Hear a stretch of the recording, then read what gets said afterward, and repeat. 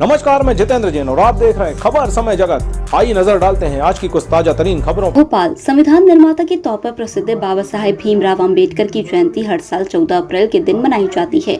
बाबा साहेब की जयंती को पूरे देश में लोग मनाते हैं। डॉक्टर भीमराव अंबेडकर को भारत रत्न से सम्मानित किया जा चुका है।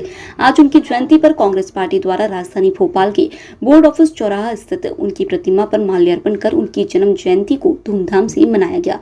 पूर्व मंत्री पीसी शर्मा ने डॉक्टर भीमराव अंबेडकर की जयंती पर सभी को शुभकामनाएं देते हुए कहा कि पूरे भोपाल में जगह जगह, पूरे प्रदेश में जगह जगह बाबा भीमराव अंबेडकर की जयंती मनाई जा रही है।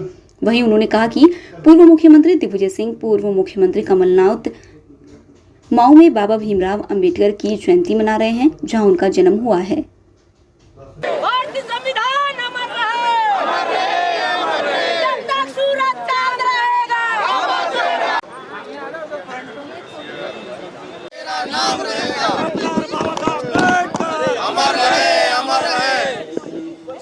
आज बाबा साहब अम्बेडकर भारत के संविधान निर्माता जी की 131वीं 131वीं जयंती है।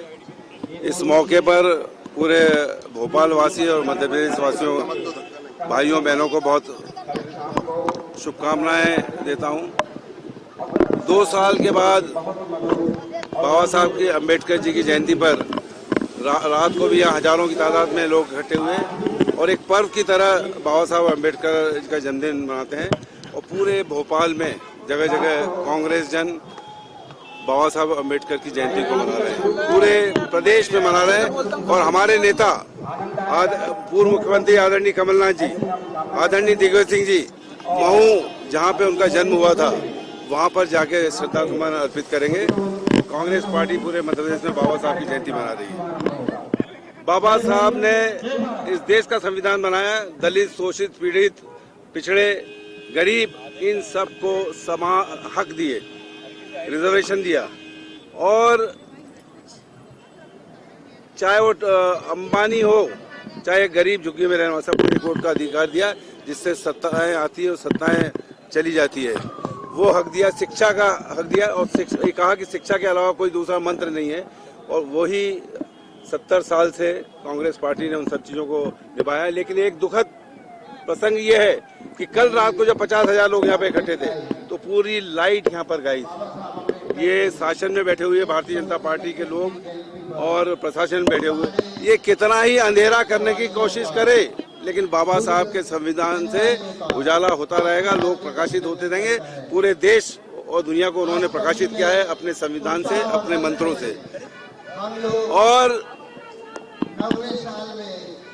उसकी मैं निंदा करता हूं और ये कहना चाहता हूं। और एक चीज और, बाबा साहब अम्बेडकर के संविधान को कैसे तोड़ मरोड़ रही है भारतीय जनता पार्टी। जो भी 70 साल में बड़े बड़े संस्थान बने थे, चाहे वो रेल हो, चाहे एयर इंडिया हो, चाहे BHL हो या और इस तरह की संस्थान, इन सबको बेच दिया प्राइवेट हाथों में, जिससे SC ST पिछड़ों को रिजर्वेशन न मिले। ये तरीके से उस पर प्रहार कर रहे हैं, जिसकी लड़ाई कांग्रेस पार्टी पूरी ताकत से लड़ेगी और संविधान को बदलने नहीं देगी।